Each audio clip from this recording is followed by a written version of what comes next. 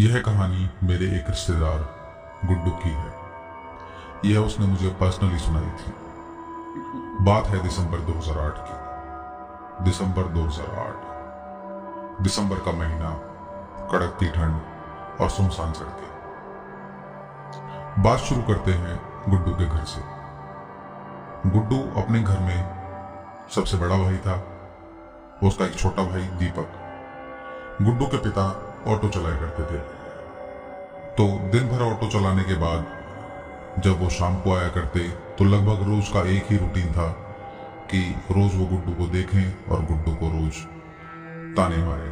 अब आप क्या बोले, ताने तो नहीं कह सकते उसको, हर पिता अपने बेटे को समझाने की कोशिश तो करता ही है, लेकिन गुड्डू को तो वो ताने ही लगते थे कि हरामखोर, मैं दिन भर सड़कों पर ऑटो चलाता रहता हूँ दिन रात, और तू घर में पड़ा पड़ा यहाँ मस्ती कर रहा है।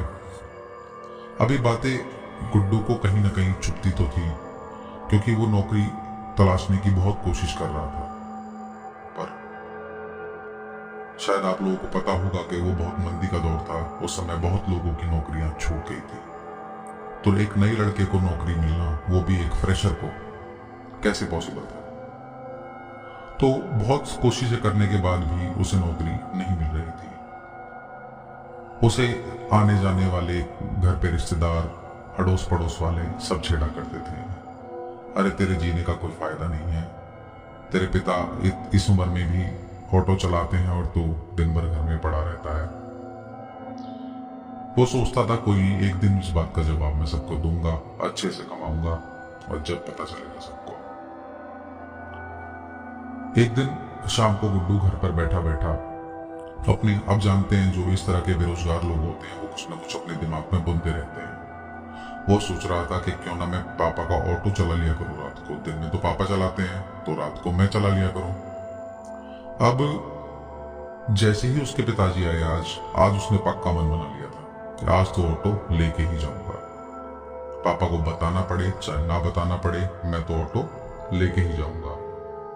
अब जैसे ही उसके पिताजी आते हैं, पिताजी ने ऑटो बाहर लगाया घर के, और घर में आके खाना पीना खाकर थोड़ी बहुत देर में सो गए। वही रोज का रूटीन कि तू आज भी घर ऐसी पड़ा है, नौकरी लगी नहीं लगी, कुछ बता तो। अब गुड्डू क्या कहे, रोज की तरह चुप अपना मुंह लटकाए हुए चला गया।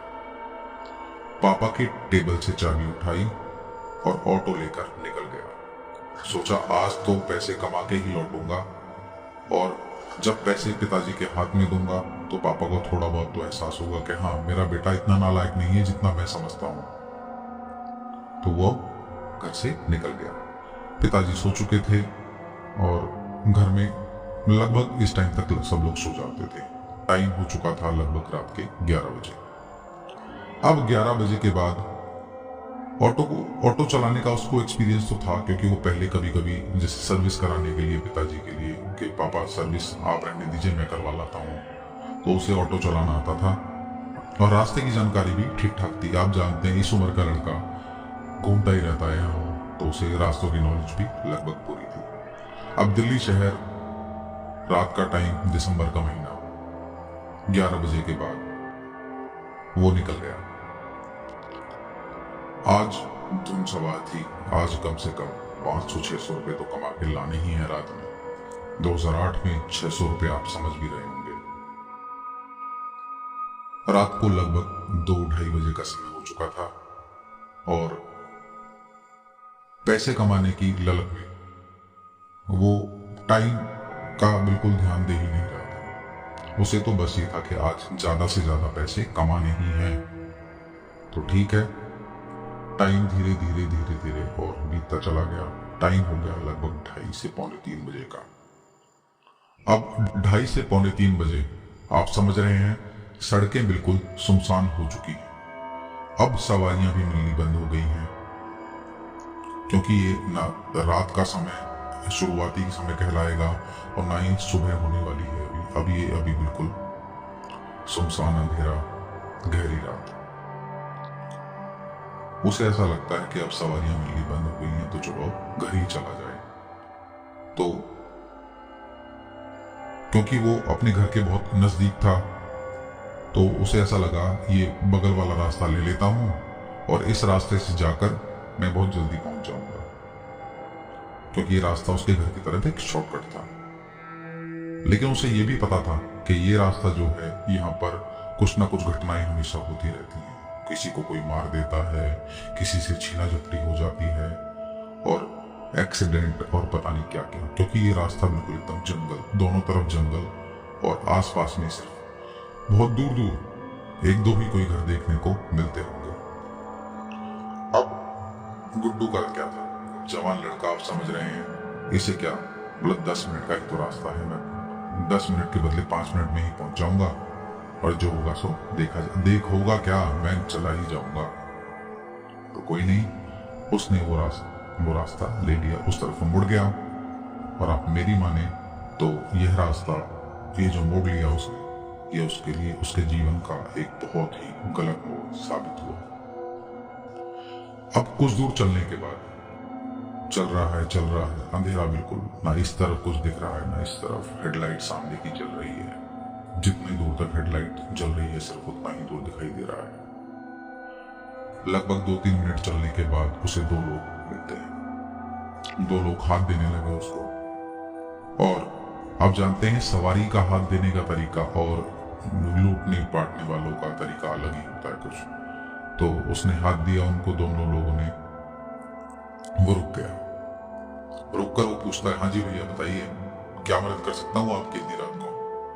तो बोला, भैया आप ऑटो वाले हो और हाथ दे रहे हैं हम आपको, तो जाहिर सी बात है कहीं छोड़ने के लिए बोल रहे होंगे। तो हाँ बताइए कहाँ जाएंगे? तो मुझे हम दोनों को आप एल ब्लॉक चौराहे तक छोड़ दीजिएगा। अब गुड्डू को लगा कि एल ब्लॉक चौराहा तो उसके घर से थोड़ा सा हटकर है, तो कोई नहीं, मैं छोड़ ही दूंगा। भैया 100 रुपये लूंगा दोनों के, 200 रुपये हो जाएंगे, बताइए। आप कहते हैं तो छोड़ दूं, रात का टाइम है, ओवर टाइम लगेगा, ऐसे वैसे वो कहानियां बनाने लगा। उन लोगों को तो जाना ही था, तो उन्होंने बोला कोई बात नहीं भैया, रात का टाइम है, हम भी बस जाना ही चाहते हैं, चलिए चल रहे हैं। तो बोला बैठो फिर। वो दोनों पीछे बैठ गए सीट पर। अब ऑटो चलते चलते लगभग 1 मिनट और हो चुका था। गुड्डू ने देखा कि पीछे वह जो लोग बैठे हैं, वो लोग आपस में कोई बात नहीं कर रहे, बिल्कुल चुप बैठे हैं लोग, कोई आवाज नहीं, कोई सुनसान कुछ नहीं। आप जानते हैं इतनी रात का टाइम, रात का क्या दिन का भी टाइम हो, पीछे बैठी जो 2 सवारी हैं, या तो वो आपस में बात करना पसंद करती हैं, और या फिर ऑटो वाले से कुछ ना कुछ पूछ लेते हैं कि भैया आप कहाँ से हैं, कैसे हैं। लेकिन ये दोनों जो सवारी थी, ये बिल्कुल एकदम शांत, बिल्कुल चुप, सिर्फ ऑटो चलने की आवाज आ रही है और कुछ नहीं। थोड़ी देर बाद ही गुड्डू को ऐसा लगा कि कहीं कुछ स्मेल आ रही है, कुछ बदबू। उसने सोचा कोई नहीं, हो सकता ये लोग शराब भरा पी के आए हों और कहीं गिर गिरा गए हों, तो स्मेल आ रही होगी, कोई बात नहीं।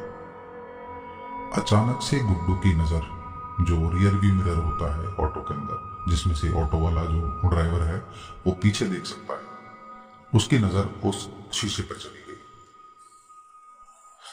शीशे पर नजर जाते के साथ गुड्डू के एकदम हाथ पैर फूल गए, वो एकदम सुन हो गया,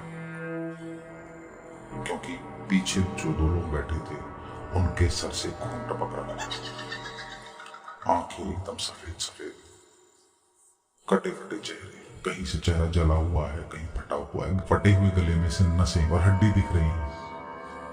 अब रात का टाइम और कोई ऐसा मंजर देख ले तो उसके साथ क्या होगा? एकदम से ब्रेक मारता है। एकदम से ब्रेक मारने के बाद उसकी सीट पीछे वाली गिर जाती है। आपने नोटिस किया कुछ? पीछे वाली सीट गिर गई। अगर कोई पीछे बैठा होता, आप लोग ऑटो में कभी ना कभी तो बैठे ही होंगे, अगर पीछे वाली सीट पर कोई बैठा है तो वो अंदर गिर कैसे सकती है? गुड्डू को भी ये बात हजम नहीं हुई। उसने रोका एकदम से, और पीछे जैसे ही मुड़ के देखा तो पीछे कोई नहीं। अब गुड्डू और डर गया था कि क्या था मेरे साथ ही। मैंने तो बिल्कुल होशोवास में हूं, मैंने तो उन्हें अपने सामने बिठाया था, मुझे याद है सब कुछ। एक्चुअल में ये दोनों और कुछ नहीं तो आदमी हैं।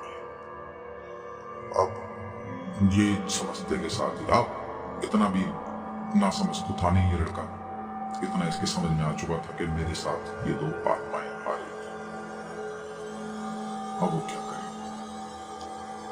रात का समय, अंधेरी रात, ना कोई दिख रहा है, और उसके साथ किसी के साथ ऐसा हो जाए, सोच तो भी डर लगता है।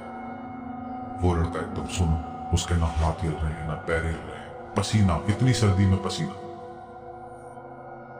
वो ना कुछ सोच पा रहा है ना कुछ कर पा रहा है। ऑटो में गियर डालने की कोशिश कर रहा है, ऑटो आगे नहीं बढ़ रहा। फिर उसने बहुत मुश्किल से अपने आप को संभाला और ऑटो स्टार्ट कर अब तो बस उसे घर की तरफ एकदम दुगनी तेजी से जाना। अब उसके मन में पता नहीं क्या क्या चल रहा था, पता नहीं मेरे साथ क्या हो गया, हे भगवान हे भगवान हे भगवान। वो चलने लगा, आगे चलता चला जा रहा है और पीछे देखने वाले शीशे में देखता चला जा रहा है कि कोई पीछे आ तो नहीं रहा मेरे पीछे, या पीछे कोई बैठा तो नहीं है। पर वो चले जा रहा। लगभग 3-4 मिनट के बाद मैंने बताया था आपको कि उसका घर वहां से थोड़ी ही दूर पर था। और लड़का फिर तो आप जानते, इतनी तेज ऑटो चलाया उसने, पूछिए। थोड़ी देर बाद वो अपने जैसे ही घर पहुंचता है, अपने घर की घंटी बजाता है बाहर की, तो इतनी रात को उसकी माँ उठकर आती है कि पता नहीं कौन है घंटी बजा रहा है। गुड्डू को देखकर एकदम चौंक गई कि गुड्डू तो बाहर था। बोला हाँ माँ, मैं वो ऑटो चला गया था, मैंने सोचा रात को कुछ कमाई। ये बोलते बोलते लेकिन वो डर रहा था बहुत, उसकी आवाज कांप रही थी। बोला क्या हुआ? माँ को लगा कि सर्दी वर्दी है, इस चक्कर में लड़का कांप रहा है। जैसे ही गुड्डू ने घर में कदम रखा, घर के सामने ही बिल्कुल एंट्रेंस पे ही मंदिर था। पता नहीं क्या हुआ उसके साथ, घर में घुसते के साथ उसने खून की उल्टियां शुरू कर दी। जो लड़का अभी थोड़ी देर पहले घर से, 2-3 घंटे पहले घर से गया है, उसके घर वालों को तो पता भी नहीं था कि वो कहाँ है, और अचानक से वो लड़का सामने आया और खून की उल्टियां करने लगे। उसकी मम्मी एकदम बहुत बुरी तरीके से डर गई। उसे ऐसा लगा कहीं लड़ाई वड़ाई करके तो नहीं आया, कहीं से चोट वोट लग गई उसे। अब उसने एकदम से उसके पापा और उसके भाई को आवाज लगाई कि सुनते हो कि दीपक सुन रहा है कि देख क्या हो गया, तेरा भाई कैसे खून की उल्टी कर रहा है। तो दोनों उठकर आए, उसे देखते के साथ वो डर गए एकदम कि क्या करने लगा। जैसे उसको उल्टी थोड़ी सी रुकी, गुड्डू के अंदर ऐसा लगा कि वो कुछ और तरह की आवाजें निकाल रहा था। वो मैं इसको मार दूंगा, सब चले जाओ यहाँ से, पता नहीं क्या क्या बोलने लगा। और वो आवाज एक्चुअल में गुड्डू की आ ही नहीं रही थी। उसके भाई और उसके पापा डर गए। उसके पिताजी बहुत धार्मिक आदमी है, तो वो एकदम जैसे ही उनके बेटे के साथ ऐसा होने लगा, वो ऐसी आवाजें निकालने लगा, तो जनरली आदमी समझ जाता है कि ये कुछ ऐसा लगता है कि कोई इसके ऊपर कुछ साया वाया है। वो हनुमान चालीसा का जाप करने लगे, जय हनुमान ज्ञान गुरु सागर, जय कपीस तिहु लोक उजागर। मुश्किल से 1 सेकंड, 2-4 सेकंड ये शब्द सुनते के साथ वो और आक्रामक और खतरनाक आवाजें निकालना और ऊटपटांग करते गए। यहाँ सर मारना, इसको पटकना, ये उठाकर फेंकना, धक्का देना, उछलना, कूदना, चिल्लाना बहुत बुरी तरह। अब ये लोग बहुत बुरी तरह डर गए।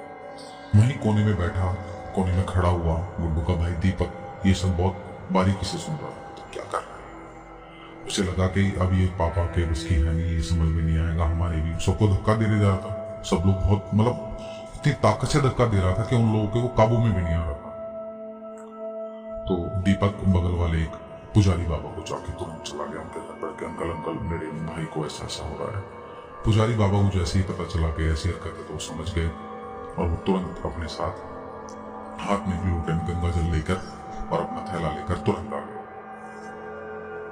पुजारी बाबा ने जैसे ही कुछ मंत्र, आप जानते होंगे, कुछ मंत्र पढ़ने शुरू करे।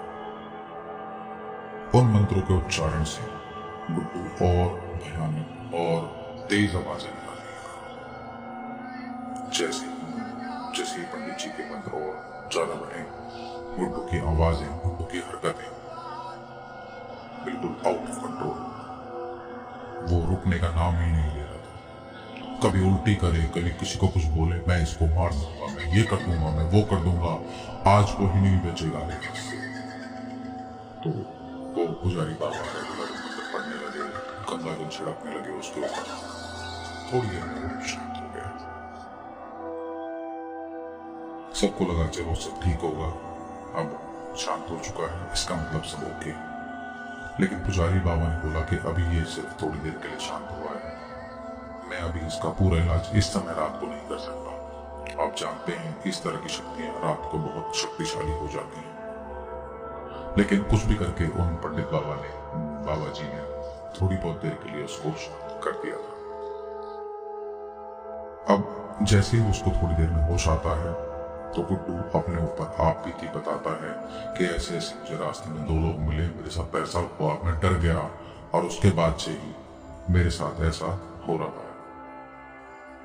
और मेरे साथ अभी क्या हो रहा था ये तो मुझे याद भी नहीं है। क्या हुआ, ये किसने ये खून बिखेर रखा है यहाँ पर? तो बोला बेटा कुछ नहीं, सब ओके है, आप ठीक हो, चलो कोई नहीं, आप सो जाओ। सब बिल्कुल एकदम ठीक, नॉर्मल। बहुत देर, लगभग 5 बजे का समय हो चुका था ऐसा होते होते दिन निकल आया। लेकिन क्योंकि रात भर का जगा हुआ लड़का और उसके साथ ऐसी घटनाएं हुई तो मम्मी ने बोला बेटा सोचा तो थोड़ा सा, और फिर कल बात करते हैं दिन में, अभी तो रिलैक्स होकर सो। सब लोग उसके साथ ही सोए ताकि उसे इसके साथ ऐसा कुछ हो तो बाद में सब लोग देख भी लें। अब रात को तो वो सो गया, वो उठा सुबह 8:30-9 बजे करीब।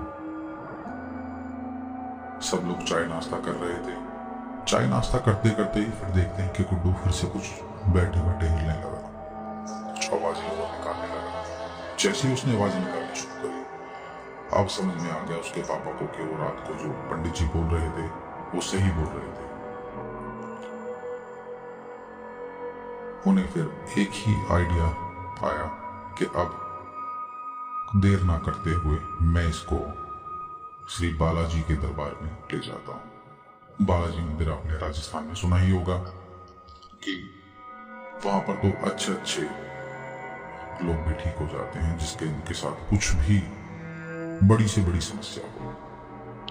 उन्होंने तुरंत अपने एक रिश्तेदार को फोन करा और गाड़ी मंगवा ली और उसी समय नाश्ता भी नहीं करा और गाड़ी लेकर वहां चल दिए। गाड़ी में बैठा हुआ गुड्डू, उसकी आवाजें ही इतनी डरावनी थी उसकी कि मैं आपको बता नहीं सकता। मेरे उसके भाई दीपक से बात हुई थी कि वो आवाजें वो आज तक कभी कभी सपने में सुनता है तो डर जाता है। चलने लगा, वो लोग चलने लगे आगे।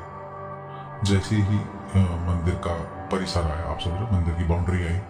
मंदिर की बाउंड्री के अंदर घुसते के साथ ही मैंने सुना भी था, और जब मैंने दीपक से सुना कि रियल में ऐसा होता है तो मैं बता नहीं सकता आपको मुझे कैसा लग रहा है। मंदिर की बाउंड्री में घुसते के साथ ही वो चिल्लाने लगा, मुझे छोड़ दो, मुझे बचाओ, मुझे मत मारो। उछलने रहा है, कूद रहा है। उसके भाई और उसके पापा उछलने लगे, धक्का दिया, पता नहीं दो धक्का दे रहा है, गिरा दिया उन्हें। अब वहीं खड़े बाबा जी से गुड्डू के पापा एकदम जाके पैर पकड़ के, बाबा जी मेरे बेटे को बचा लीजिए, देखिए क्या क्या पता नहीं क्या कर रहा है।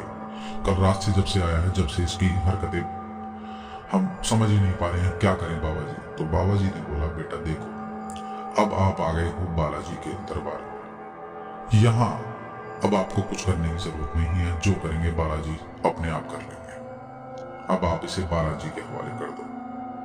तो वो चुपचाप अलग बैठ गए और पंडित जी ने उसके सर पर हाथ रखा।